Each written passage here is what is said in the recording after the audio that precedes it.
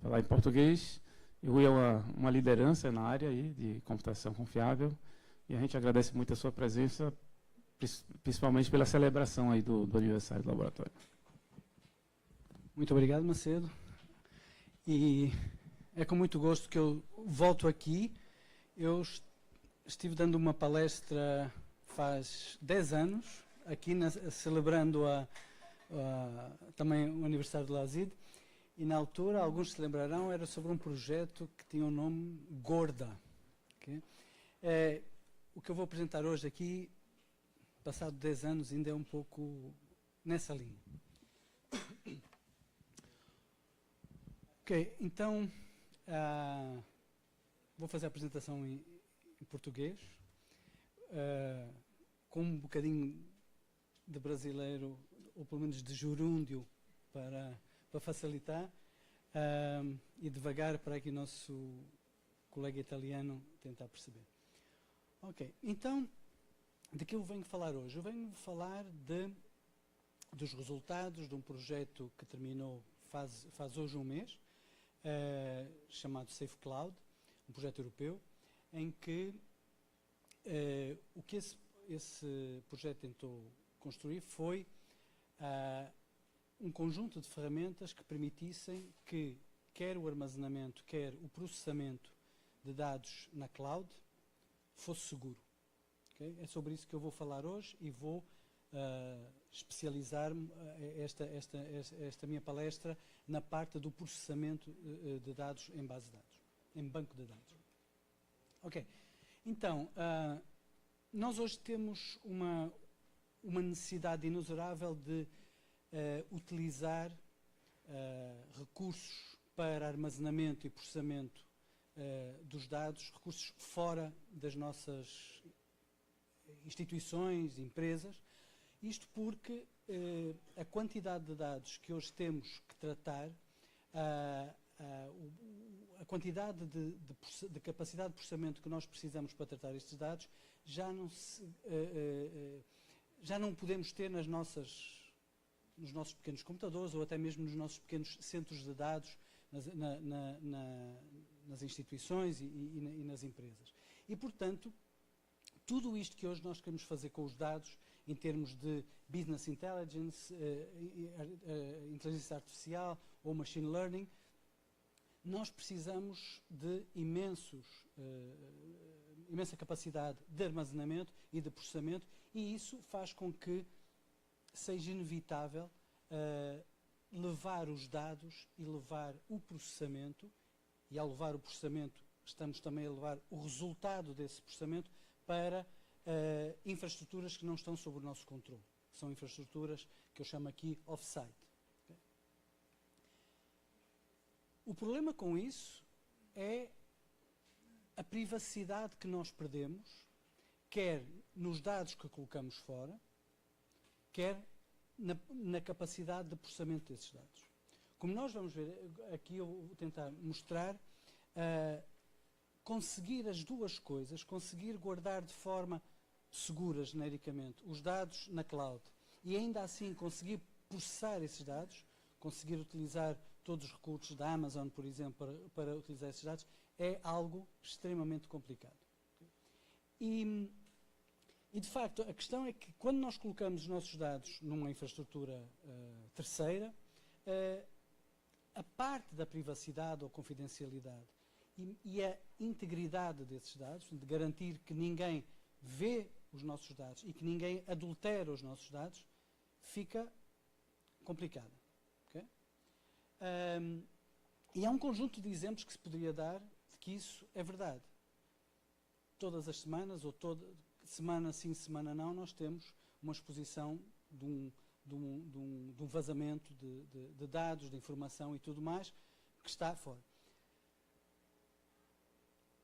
E o que acontece, portanto, é que estes dados que nós colocamos fora deixam de estar completamente sob o nosso controle, dia e noite, e não temos solução de não o fazer. Portanto, o meu primeiro slide quer justificar o facto de que nós temos que usar estas infraestruturas externas.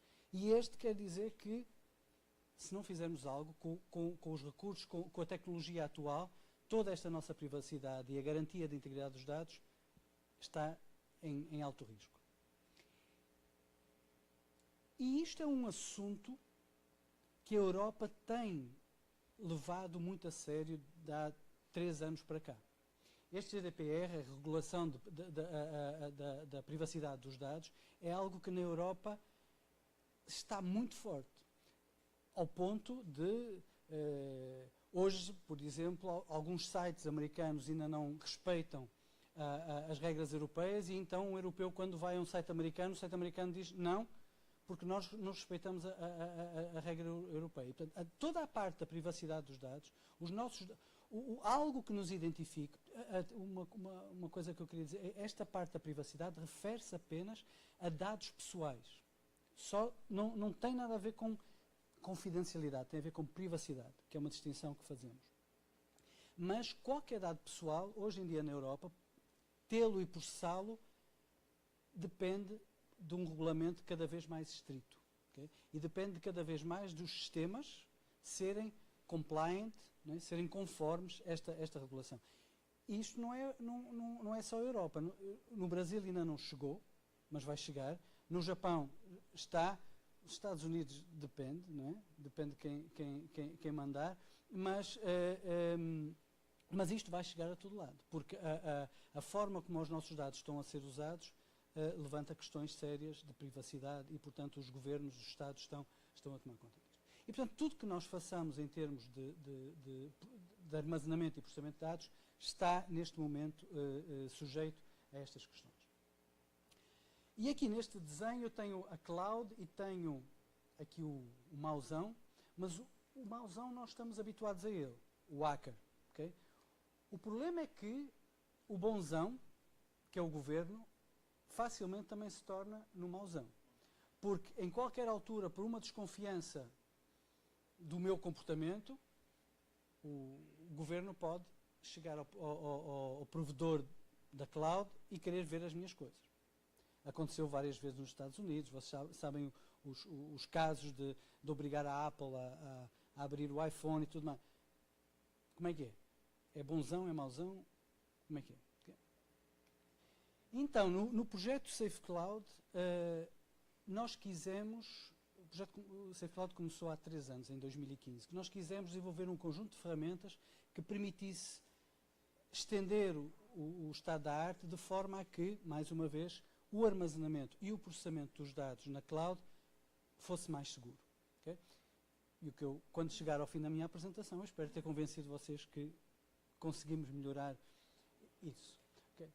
E em termos do projeto, o projeto tem 3 pilares, 3 vertentes.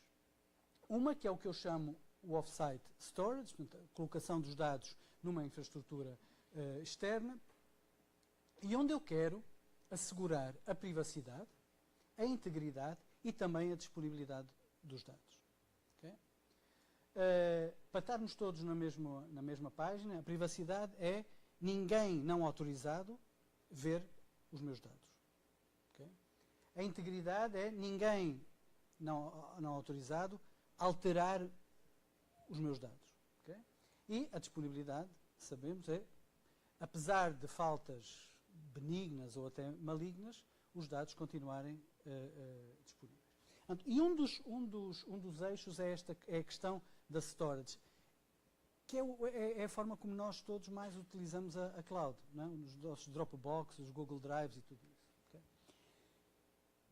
Só que o problema é, quando nós usamos a Dropbox para colocar documentos, colocamos o documento, mas quando queremos trabalhar com o documento, puxamos o documento para o computador e trabalhamos. Mas começa a ser diferente. Nós começamos com o Office 365 e coisas do género, começamos a querer trabalhar na própria cloud. Porquê? Não faz muito sentido levar e trazer os dados constantemente. Okay? Mas pior que isso, se esses dados não forem um documento Word, for 1 terabyte de dados, se ele está na cloud, ele tem que ser trabalhado na cloud. Okay? Então, como é que eu trabalho na cloud, mantendo também esta privacidade, integridade e a disponibilidade dos mesmos dados? Okay?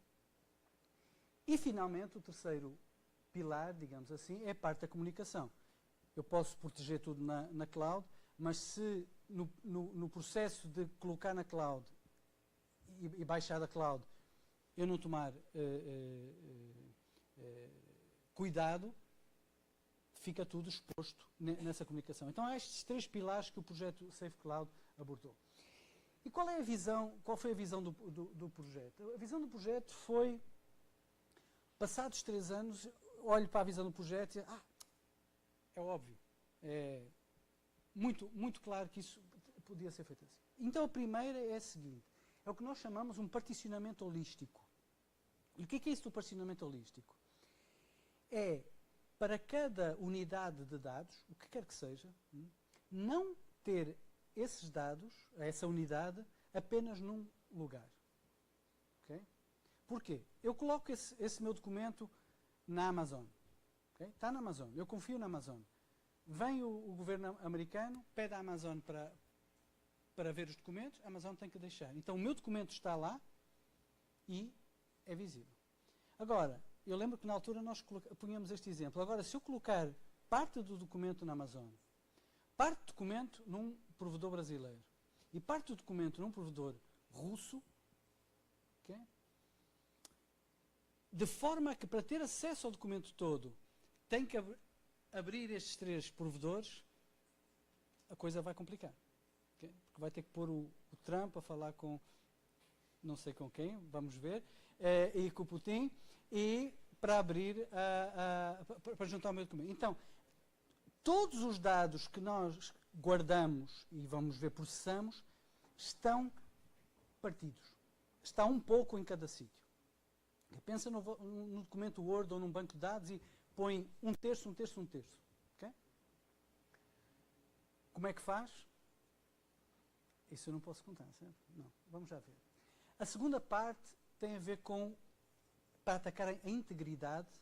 A primeira parte tem a ver com a privacidade. A segunda parte tem a ver com a integridade, é o entanglement. Que é fazer com que os dados, todos eles estejam enroscados, ensarelhados, diz no Brasil, de uma forma que não consegue. O Marco falou no blockchain. Isto é uma forma de blockchain. Nós fomos mais além em termos de resultados fundamentais, mas isto é uma forma de blockchain. Okay? Mas não vamos preocupar muito com isso, vamos preocupar mais com outra parte. Então, o que é que eu trago aqui hoje? Eu trago aqui a parte de processamento. Não tenho tempo para falar das outras partes. Eu vou falar da parte de processamento. E a parte de processamento, quando eu digo a vocês, vamos colocar o banco de dados na cloud. Vamos colocar 1/3 do banco de dados nos Estados Unidos, na Rússia e no Brasil. Como é que eu agora faço uma query SQL em cima desse banco de dados? Okay? Mas, como é que eu faço uma query SQL em cima desse banco de dados de forma a que o próprio processamento esteja salvaguardado com privacidade e integridade dos dados? Como é que faz? É complicado. Okay? Portanto, como é que nós conseguimos proteger esses dados e ainda assim processá-los? E se conseguirmos fazer isso, quais são os compromissos que nós vamos criar no que conseguimos fazer e no que conseguimos proteger? Então, até ao fim, vocês vão ver que vamos ter aqui sempre um compromisso. Quanto mais seguro, menos eu consigo fazer. Quanto mais eu quiser fazer, menos seguro eu consigo ter os meus dados. Okay? E toda essa investigação foi feita sobre banco de dados. A única coisa que eu faço já quase há mais de 15 anos é banco de dados, não sei mais nada. Mas fizemos em SQL e NoSQL. Okay? E, portanto, o que vamos ver a seguir é como é que nós transformamos os dados da minha base de dados de um ambiente que eu considero confiável, o meu computador ou as minhas instalações na universidade, para um ambiente que eu considero potencialmente não confiável. Okay? Se quiserem colocar questões, façam favor. Não é? Eu não sei se essa apresentação demora 15 minutos ou demora 1 hora. Eu terminei ela hoje de manhã. Então, estejam à vontade. Ora bem, não somos os primeiros a pensar como fazer isto, como guardar os dados e como guardar os dados de forma protegida e a processá-los. Então, as abordagens clássicas, uma delas passa pela tokenization, a tokenização dos dados. Isso é o quê? É substituir dados sensíveis do banco de dados por representantes dele. O Rui não é o Rui, é o XY, o Alírio não é o Alírio, é o 2. Portanto, fazer um mapeamento entre os dados sensíveis e algo que não é perceptível. Okay?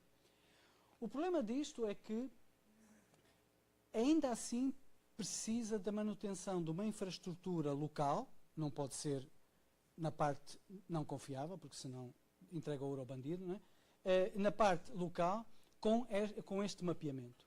Okay? Portanto, há aqui uma estrutura adicional que sofre dos mesmos problemas que a anterior. Depois há outra que é a anonimização de dados. Okay? O problema, e a anonimização de dados é pura e simplesmente não manter essa ligação entre que o Rui é o XY e o Alírio é 2, é pura e simplesmente tirar o Rui e o Alírio de lá. Okay? Mas o problema disto é que está provado que se me for permitido questionar indefinidamente os dados, se eu conseguir questionar os dados sempre que quiser, então esta anonimização é ainda assim vazada, ou a informação ainda assim é vazada. E depois temos, o que provavelmente já todos pensaram, que é então, se vai colocar os dados na cloud e quer protegê-los, então encripta, cifra. Fantástico. Só que se vocês cifram os dados bem cifrados, acabou, não fazem processamento sobre eles. Okay? E, portanto, é sobre isto que nós temos que pensar um pouco como avançar o Estado de arte. Okay? Ok. Mas e o pessoal aí, a Oracle, Microsoft, não estão pensando nisso? Estão. Mas sempre antes de nós. Nós, os pesquisadores, temos essa vantagem. Podemos pensar sempre antes deles.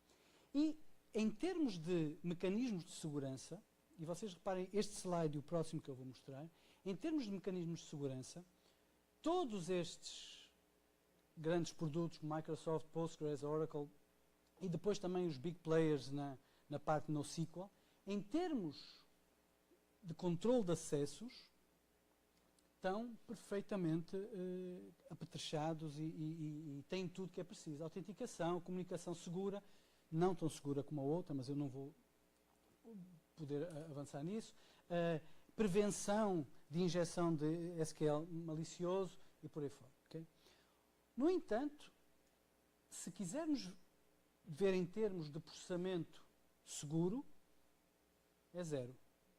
Okay? Por exemplo, estas três têm encriptação que chamamos de data at rest. Okay? Portanto, quando os dados estão em disco, quando estão em dispositivo persistente, estão cifrados. Aquele meu computador, quando eu fechar, ele também fica todo cifrado. Nada de novo. Okay? Mas quando quiser trabalhar com ele, tenho que descifrar, senão não faz nada. E depois, a Oracle tem aqui uma coisa que é Data Reacting, que permite apenas dizer este dado é sensível, e ele não mostra. O que eu quero dizer com isto é que os produtos atuais que vocês têm para usar, sejam open source, sejam gratuitos ou pagos, nada tem processamento seguro de queries. Okay? Ora bem, então como é que nós pensamos em abordar o problema? A primeira coisa é que não só nós só percebemos de base de dados, não percebemos mais nada, como teríamos que focar, teríamos que confinar esse trabalho a algo muito bem conhecido em termos de processamento. Não poderíamos avançar para um processamento arbitrário de código qualquer. Então, todo o trabalho foi feito sobre bancos de dados SQL e depois vão ver em bancos de dados não SQL. E em termos de operações complexas que nós temos de SQL, de facto o que acontece é que elas são uma composição de um conjunto bem preciso de operadores. Okay? Por exemplo, uma coisa que é importante é conseguir validar a igualdade, saber se é igual, fazer comparações para range queries e afins, fazer simples operações aritméticas e comparar strings. Se vocês conseguirem ter estes operadores, já conseguem fazer muita coisa em termos de processamento de base de dados, principalmente se pensarmos em analytics. Okay? E a questão é que estas técnicas podem ser integradas em bases de dados para construir operadores, estes operadores, que são eles seguros. O que é ser seguro aqui? É que se eu executar este operador no ambiente não confiável, eu conseguirei fazê-lo sem que o dono desse ambiente não confiável saiba o que eu estou a fazer e consiga obter os resultados. Okay?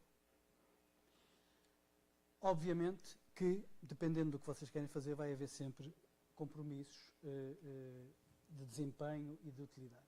Okay? Ora bem, então, um pouco sobre técnicas criptográficas. Eu não sou um especialista, portanto, não vou entrar em detalhe. Okay? Mas um pouco sobre técnicas criptográficas. Ora, a técnica criptográfica que mais facilmente conhecemos é a de encriptação simétrica. Okay? Que é, eu tenho uma chave, o professor Macedo conhece a mesma chave, o que eu cifrar ou encriptar, ele consegue desencriptar e vice-versa. Okay? Portanto, isto é o típico, quando vocês cifram algo, normalmente estão a utilizar uma cifra simétrica. O problema disto é que, dependendo da cifra, nós conseguimos ter um armazenamento muito seguro dos dados, mas não conseguimos processar nada. Okay? Então, que outro tipo de técnicas? Uma que aparece é uma encriptação determinística. Okay? O que isto vai querer dizer é que se eu cifrar a mesma coisa duas vezes, ela vai, a chave cifrada vai ser igual. Okay? Isto é importante. Okay? Com isto, eu já consigo implementar um dos operadores essenciais da SQL que me permite validar a igualdade de dois valores. Okay? O problema disto é que há uma informação. Vejam agora os compromissos. Eu ainda assim vazo alguma. Vocês brasileiro vazamento, certo? Leakage. Vaza alguma informação. Porquê?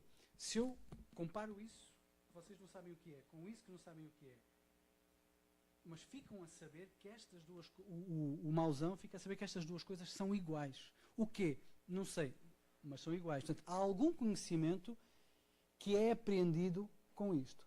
Mas isso não interessa. Depende.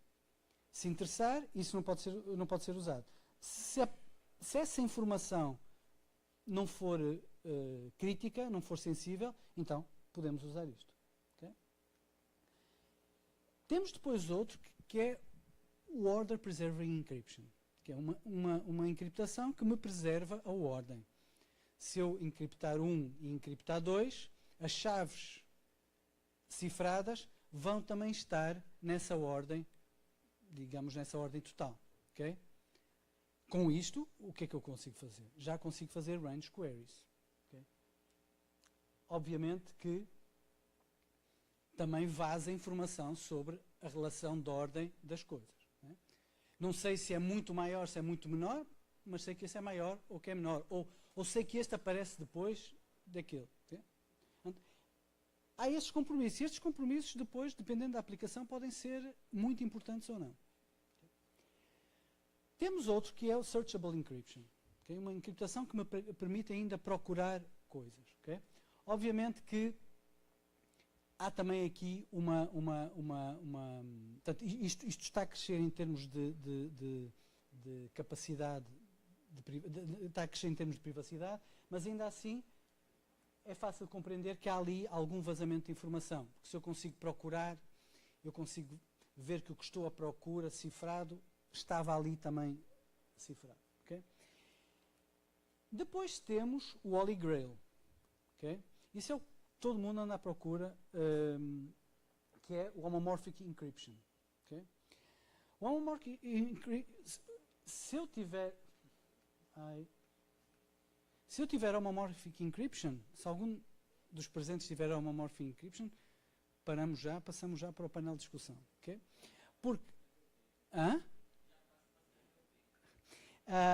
Homomorphic Encryption basicamente seria a solução para todos os meus problemas aqui apresentados, que é, se eu tiver Homomorphic Encryption, então eu consigo executar qualquer função sobre um texto cifrado e de forma que o resultado vem cifrado, o mauzão não consegue ver, e o próprio processamento está cifrado. Então, vocês têm o provedor da cloud que recebeu uns dados que não consegue ler, tem uma máquina virtual executando algoritmos que ele não consegue saber quais são, que produz um resultado que ele não consegue ver qual é. Isso é o Holy Grail. Okay? Acontece, porém, que isso é impraticável. Okay? É tão lento, que é impraticável. Okay? Ainda só funciona lá no nível da matemática. Okay? É verdade que algumas coisas já conseguimos com um grande impacto em termos de desempenho, mas conseguimos fazer. É o que nós chamamos o Partial Homomorphic e conseguimos adicionar e multiplicar. Okay? Subtrair sempre pensei que subtrair era tão fácil como somar, mas não. É muito mais complicado. Dividir eu já sabia que era mais complicado, mas subtrair não. Ok. E pegando nestas técnicas, um dos primeiros resultados que nós tivemos foi muito positivo, muito encorajador. E qual foi ele? Bem, nós pegamos nestas técnicas e dissemos, se colocarmos esta técnica, Standard Encryption, Deterministic Encryption, Order Preserved Encryption, Searchable Encryption, okay, de baixo para cima aumenta a privacidade. Okay? E de cima para baixo aumenta o tipo de operações que eu consigo fazer. Okay? E o tal bom resultado encorajador que nós obtivemos é que com estas operações eu consigo fazer processamento em bancos de dados NoSQL, okay, de forma segura, com os respectivos compromissos em termos de vazamento de informação. Okay? Mas eu não consigo fazer um SQL, um Oracle com isto, mas eu consigo fazer um HBase ou um Cassandra. Okay? E isto foi um resultado muito bom e muito encorajador. Porquê? Porque de projetos anteriores nós sabíamos fazer um banco de dados SQL se tivéssemos um banco de dados no SQL. Okay? Então, juntamos 2 mais 2. Okay? Então, eu vou falar um pouco sobre as 3 soluções que o projeto produziu para este processamento SQL em ambientes não confiáveis. Okay? Então, o primeiro é o que nós chamamos o Hybrid Single Site Database, que é o mais perto do banco de dados que vocês conhecem. Tem um banco de dados, uma instalação Postgres ou qualquer coisa, e querem colocar o banco de dados na cloud. Okay? Essa é a mais próxima disso. Okay? E como é que isso funciona? Nós temos o ambiente confiável, que é a minha universidade ou a minha empresa, e tenho a Amazon. Okay? Então, o que eu faço é, eu coloco na Amazon um banco de dados no SQL. Okay? E coloco um processo meu, que eu chamo um crypto worker, okay? Que vai receber todos os pedidos da parte confiável. Okay? Este banco de dados é um banco de dados não modificado por nós. Neste caso, nós usamos HBase. Okay? É um banco de dados NoSQL qualquer. Ops. E o que nós fazemos na parte protegida, na parte confiável, perdão, é darmos ao utilizador uma interface SQL que nós sabemos perfeitamente interpretar e inclusivamente dar contexto transacional. O que nós aprendemos em projetos europeus anteriores foi oferecer ao utilizador um banco de dados SQL transacional desde que tivéssemos um banco de dados não SQL, não transacional. Okay? Isto é resultado de anteriores. E o que nós fazemos, como vimos pelo slide anterior, por este aqui, é que tendo estes operadores, então eu consigo implementar tudo de forma segura. Okay? Será que isto resolve o meu problema inicial? Em grande medida, sim. Porquê? Porque aquele terabyte ou petabyte que eu preciso de processar e que não consigo processar na universidade, eu coloco parte das operações, ou se quiserem as operações, muitas das operações sobre a base de dados são feitas na cloud. Okay? Se vocês quiserem fazer um join entre duas tabelas, esse join é feito aqui. Mas os dados que vierem para a parte confiável para eu fazer o join já vêm devidamente filtrados com os predicados que eu enviei para a parte da cloud. Portanto, eu consigo ter aqui o meu terabyte e aqui reduzo muito o trânsito, o tráfego de dados de um lado para o outro. Okay?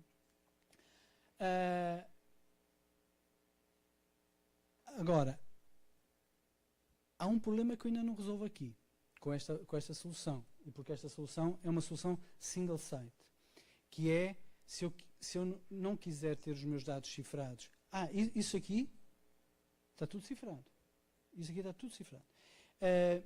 Se eu não quiser ter os meus dados cifrados todos na Amazon, se eu quiser fazer a tal divisão, aquele particionamento holístico, esta solução não chega. Okay?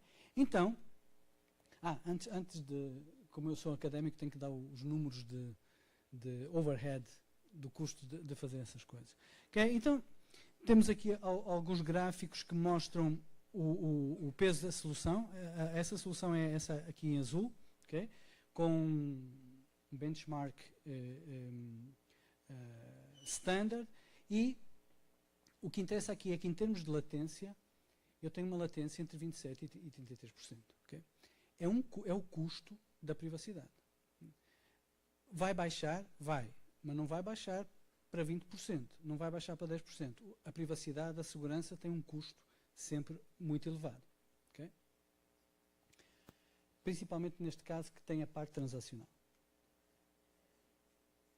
Em termos de throughput, aquela era a latência, aqui também temos uma perda de throughput que pode ir até aos 15%. Okay? Pode baixar com otimizações, mas vai sempre ter um custo dessa.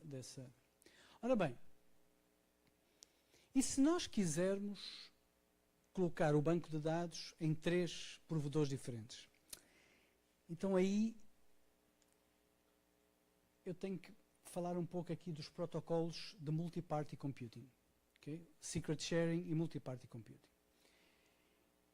E vocês vão acreditar naquilo que eu vou contar. Se não acreditarem, depois vão ler, vão perguntar ao Google e vão ler mais sobre isso.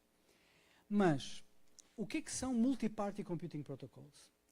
São protocolos, teoricamente genéricos, que permitem que um conjunto de entidades façam um processamento sobre partes dos dados, façam parte desse processamento, okay?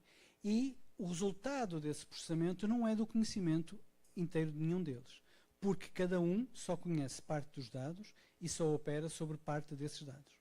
Okay? Aqui o que este desenho tenta fazer é, eu sou o cliente, tenho dados sensíveis, envio uma parte desses dados a cada um dos elementos que vai fazer a computação. A este processo eu chamo secret sharing, okay? E depois, este elemento que vai fazer uma computação só conhece, neste caso, 1/3 dos dados, portanto, não conhece nada dos outros, e, respectivamente, os outros. E o que eles vão fazer é uma determinada operação. Essa operação, normalmente, torna-se muito complicada em termos de passos de computação. Porquê?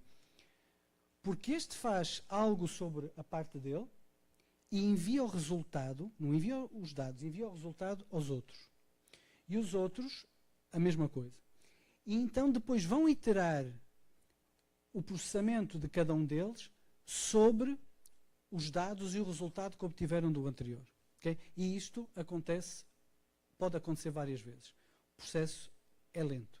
Não há forma de reduzir podemos melhorar a latência da comunicação, podemos aumentar a capacidade de processamento dos intervenientes, mas um processamento que seria feito instantaneamente ou em alguns passos por um deles, quando nós fazemos multiparting, obriga a uma constante, comunicação de resultados intermédios sobre os quais vão ser feitos processamentos. Okay? O bom disso é que durante esta computação nenhuma informação é vazada. Okay? Os dados são mantidos confidenciais por cada um dos intervenientes. Okay? Ora bem, as duas soluções que eu vou apresentar a seguir são exatamente baseadas neste processo multi-party computation, que não é novo, é bem antigo já. Só agora, a novidade é que ele só agora começa a ser prático, utilizado na prática. Okay, então o que é que nós fazemos aqui? Reparem, exatamente a mesma coisa que o anterior. Okay? Aqui nós eliminamos a parte transacional, porque estas duas soluções estão muito mais orientadas a processamento analítico e não a processamento operacional. Isto que está na parte do ambiente confiável é exatamente o que estava no slide anterior, da solução anterior, menos as transações. Okay? Mas agora eu não tenho apenas um NoSQL, um banco de dados NoSQL, eu tenho tantos quanto eu quiser. Okay? O número mágico costuma ser 3. Okay? 3 e um deles pode falhar. E, portanto, eu com estes 3 bancos de dados, o que eu faço é este CryptoWorker, que agora é diferente do outro, faz o secret sharing sobre estes bancos de dados e controla a computação. Okay? De tal forma que, se eu quiser, imaginem saber todos os indivíduos que têm idade entre 20 e 30 anos nestes bancos de dados, cada um deles vai operar sobre um conjunto, sobre parte do banco de dados. Eles próprios vão utilizar operadores encriptados e, portanto, não sabem que estão a operar sobre a idade ou sobre o que quer que seja. Eles não sabem sobre que dados é que de facto estão a operar. Vão iterar entre eles várias vezes a computação. Okay? E no final eu obtenho o resultado aqui. Esse resultado não é conhecido de nenhum daqueles intervenientes. Okay? Aqui, ao utilizador, eu continuo a oferecer um motor de banco de dados SQL, Apache Derby, e aqui continuo a usar 3 bancos de dados não modificados, neste caso foi o HBase. Okay? Aqui eu tenho, de novo, valores de overhead de latência que não atingem os 35%, porque neste setting, aqueles meus 3 bancos de dados estão co-colocados numa máquina. Okay? Não estão, porque não fazia sentido eu colocar nos Estados Unidos, na Rússia e no Brasil, porque depois os dados vinham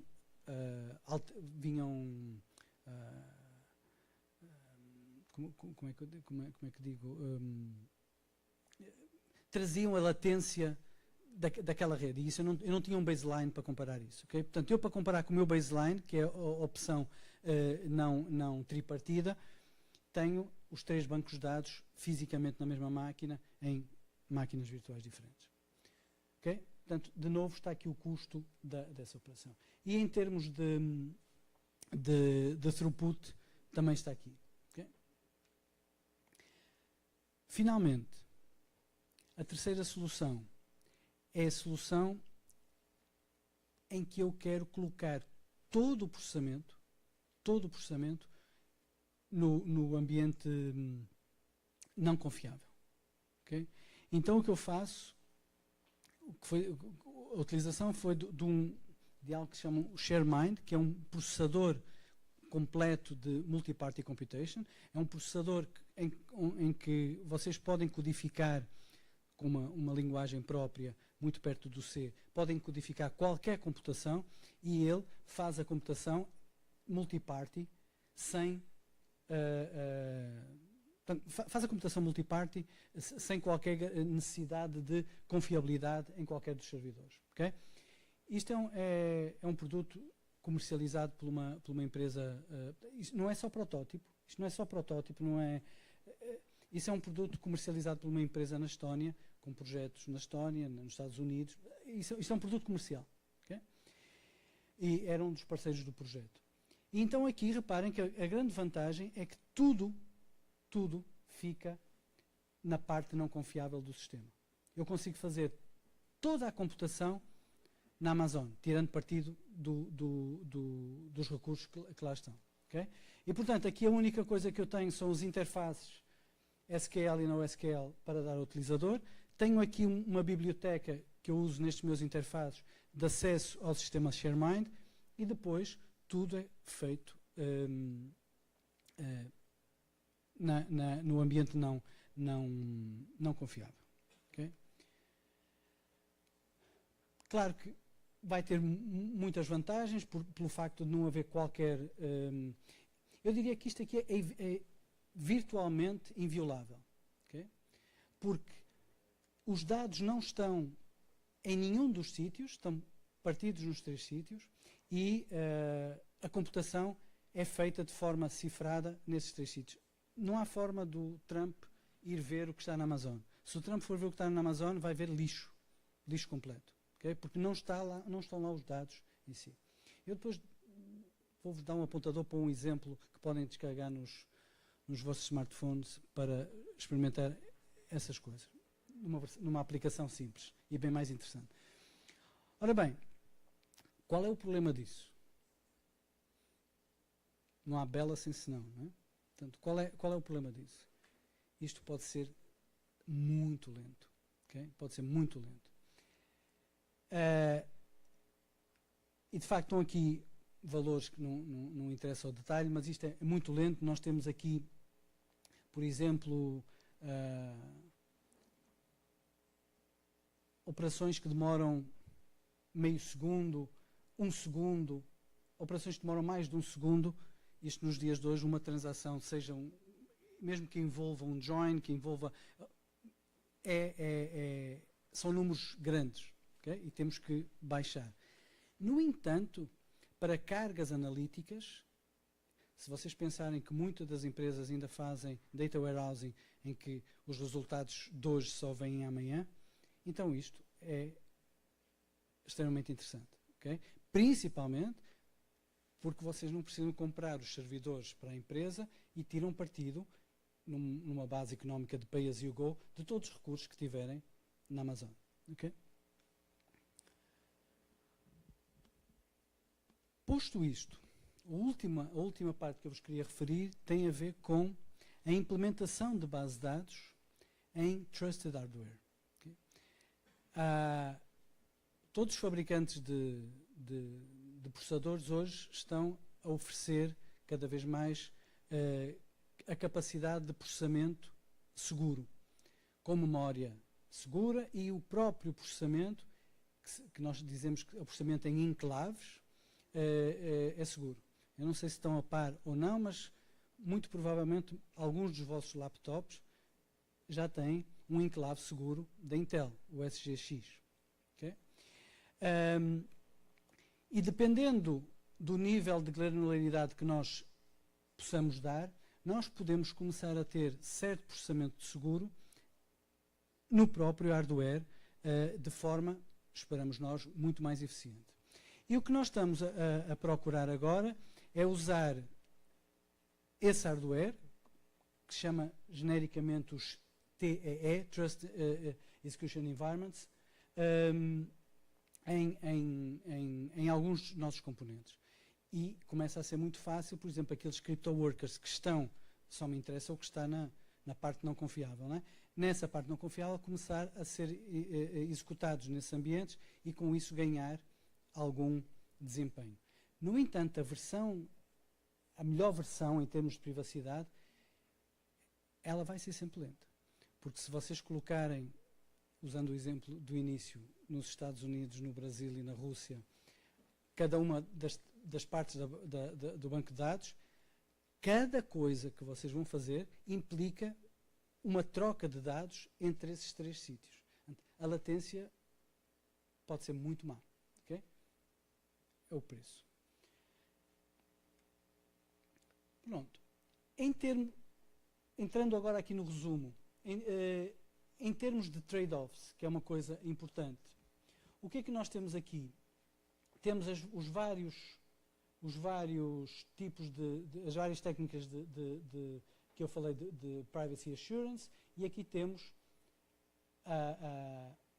o tipo de vazamento que fazem o que conseguimos fazer com eles, o tipo de vazamento que fazem, e depois, se o processamento ocorre no lado do cliente, que eu diria o ambiente confiável, ou então no lado do servidor, que é o ambiente não confiável.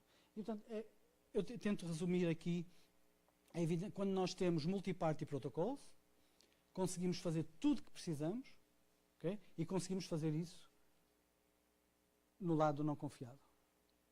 Da mesma maneira, se o hardware se nós conseguirmos, quando conseguirmos codificar todo um banco de dados dentro do enclave seguro dos processadores Intel ou dos processadores ARM, muito provavelmente nós conseguiremos desempenhos muito maiores. No entanto, se quisermos a partição para evitar que o governo tenha acesso, então não vai haver hardware confiável que valha, porque vamos precisar desta comunicação, desta interação entre os 3 centros. Isto traz-nos algum otimismo em termos de desempenho, mas nada que vá mudar muito os resultados atuais se usarmos MPC. Okay? Pronto. Qual é o estado da arte em Privacy Aware Databases?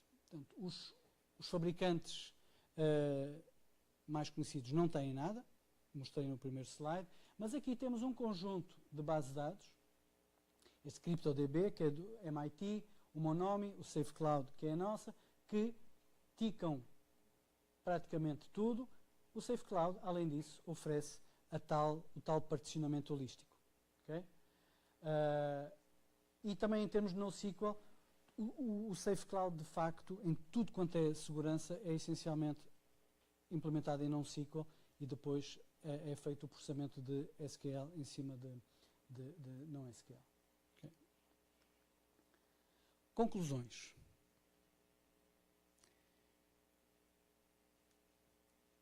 Tudo que nós quisermos em termos de assegurar a privacidade vai implicar trade-offs. Okay? E estes trade-offs vão ser sempre entre o que se consegue proteger, o que se consegue proteger e, portanto, não vazar, e o desempenho. Vai haver sempre esses dois. O Multi-Party Protocols consegue teoreticamente fazer qualquer tipo de computação, mas são muito golosos em termos de recursos e junta a questão da latência na rede. Okay? E estes Trust Execution Environments são promissores, mas também tem aqui um catch, que é, se nós usarmos estes TIs da Intel, estamos a confiar na Intel. Okay? Estamos a confiar muito na Intel. Não vou entrar nos detalhes, mas ao usar estes TIs, estamos a confiar muito, muito na Intel. Porque isto normalmente funciona online para que qualquer problema que seja descoberto nos processadores possa ser corrigido imediatamente pela Intel. Isso quer dizer que que eu dei as chaves de casa à Intel. Não confia na Amazon, confia na Intel. Mas pelo menos há opção, não é? E finalmente, a flexibilidade é a chave para criar sistemas práticos em que nós conseguimos equilibrar as duas coisas. Como isto era um toque para o LASID e para pesquisadores e alunos do LASID, eu achei que devia deixar aqui alguns desafios que há nesta área.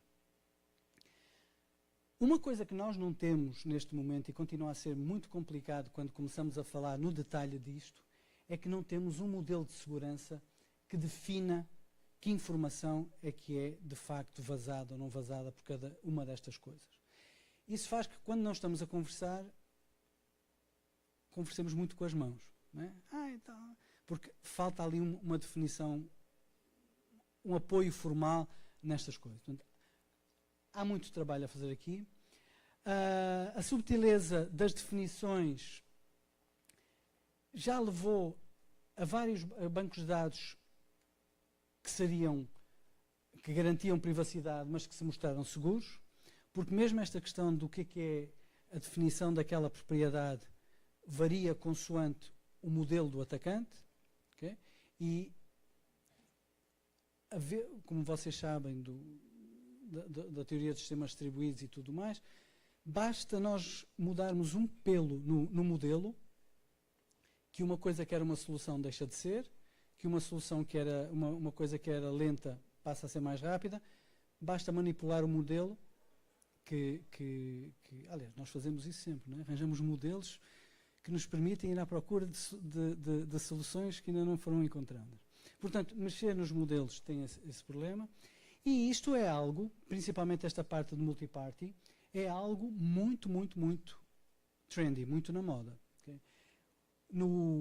Na Gartner, que normalmente diz o que é que qual vai ser a moda do verão seguinte, a questão da multiparty computation aparece em 5 dos hype cycles deles. Portanto, isto é algo muito, muito quente. Okay? E, no entanto, toda a parte de multi-party computation com trust environments ainda está na infância. Portanto, tem SGX nos vossos notebooks, MPC é só teoria e ferramentas que estão no domínio público. Façam o favor de servir. Okay? Os slides vão ficar com o LASID e, portanto, isto aqui é onde há alguns resultados que nós tivemos, e tudo que quiserem saber encontram aqui. Está bem? Muito obrigado pela atenção.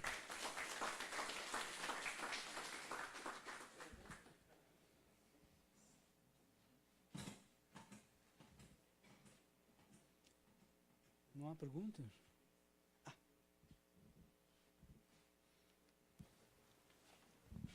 Boa tarde.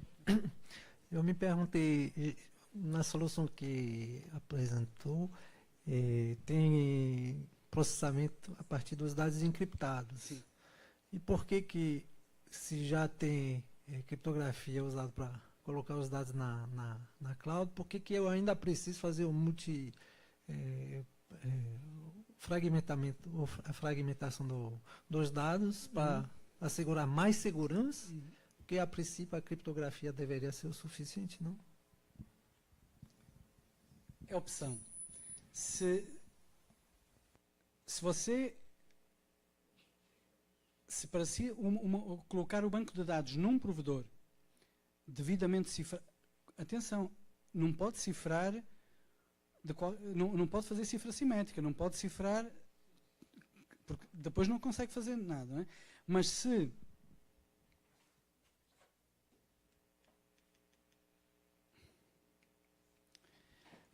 para você cifrar com uma cifra determinística, ou que preserva a ordem, ou que permite busca, for suficiente, se isso for suficiente, em termos da segurança que está a criar nos dados, e também for suficiente para si não ter que dividir por 2 ou 3, então é isso que tem que fazer. Agora, se você disser assim, eu não confio nesse provedor, Vem o Estado, manda ter acesso aos dados e com um computador quântico, com o que quiser, vai abrir os dados e vai ver. Se você tiver esse receio, se a privacidade que quiser for maior que isso, então não tem como não dividir, fazer o secret sharing. Tudo isso depende nós não estamos... Atenção, eu reforço, se eu conseguisse fazer processamento em dados que estão cifrados com RSA 256, então aí era muito discutível se eu queria ainda... mas, de qualquer modo, não era future-proof. Esse aí é future-proof. Mesmo computador quântico, só se você convencer o Putin, o Trump e o futuro brasileiro a abrir os dados.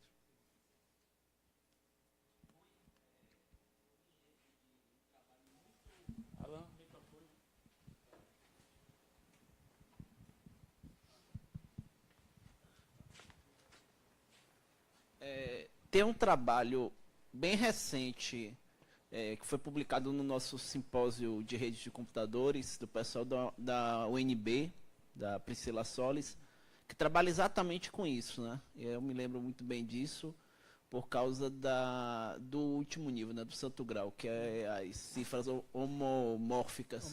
E aí ela trabalhava também com, mas só a nível de adição, porque as outras operações, parte é homomórfica. Agora, uma coisa que eu vi na discussão do trabalho dela, e que eu não sei até que ponto, como é que vocês estão trabalhando com isso, é que existe algumas formas de, a depender do nível que você usa de segurança nesses campos, de tentar combinar informações com uma questão de order processing para poder tentar meio que burlar a informação do dado. Meio que se eu sei uma determinada informação de alguém, eu sei de um outro, eu tentar inferir alguma coisa lá do... É isso aqui. É isso aí, o partial leaks. Então vocês estão também pensando nessas coisas, né? Certo. Aqui se usa order preserving, é passível de expor alguma informação. Uhum. Não há almoço grátis, não? Não. Acho que o problema é bem complicado mesmo, né? Mas dê uma olhada nesse trabalho da Solis, que ela é muito exatamente na linha disso e acho que tem um artigo mais completo com a implementação na GISA. Eu te mando um link depois. Isso, ok? por favor.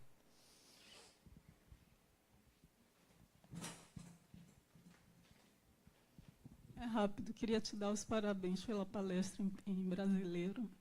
Foi bem clara. Com a expansão da blockchain, hoje a gente viu na palestra do Marco, como é que você vê essa integração de BD com blockchain? Vocês já estão começando a pensar nesse nível? Você acha que muda muita coisa em termos de infraestrutura ou não muda nada e continua tudo como está sendo feito? Na linha de BD, né?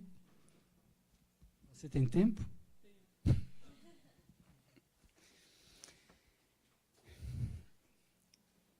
Bom, eu ainda não percebo muito bem o que é isso do blockchain.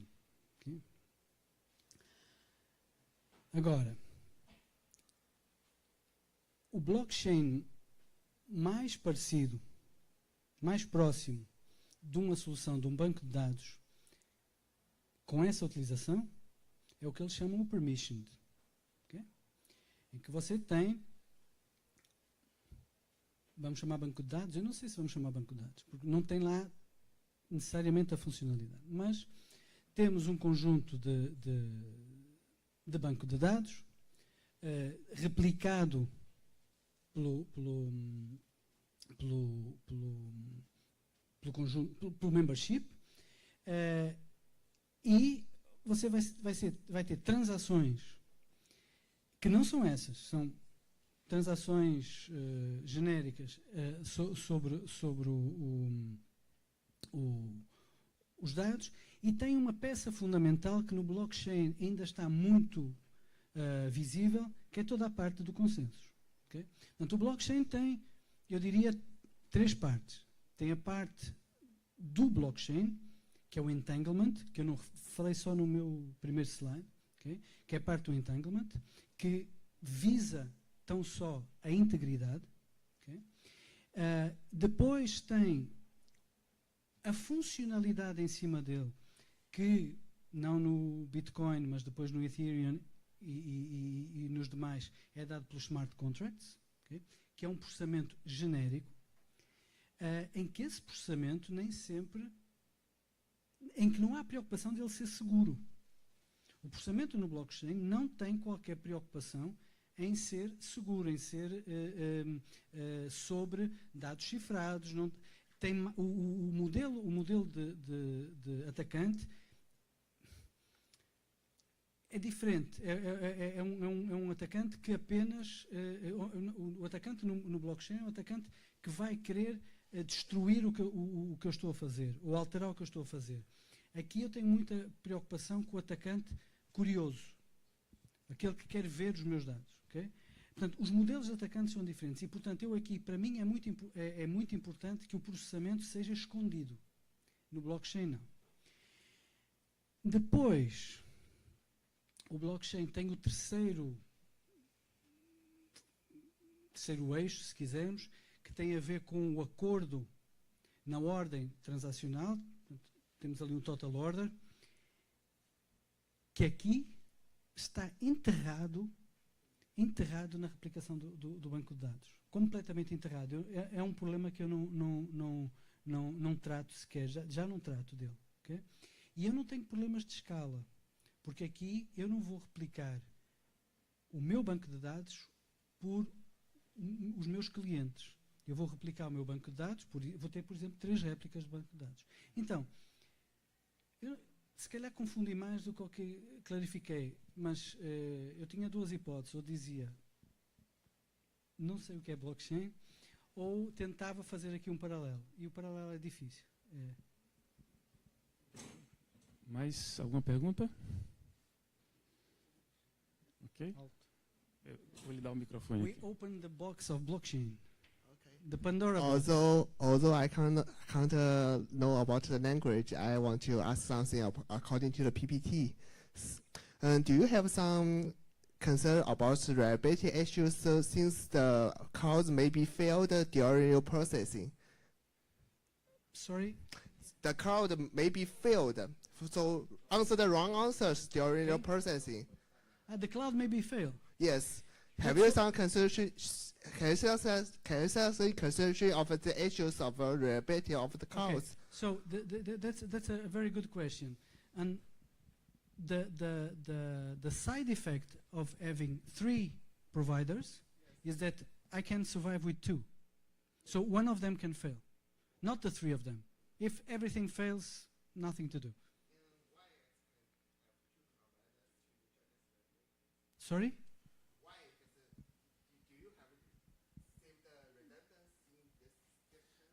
You can call it a redundancy, yes. Okay. Yeah. The secret sharing is done through the 3 databases, 3 cloud providers, and I only need 2 of them to be alive.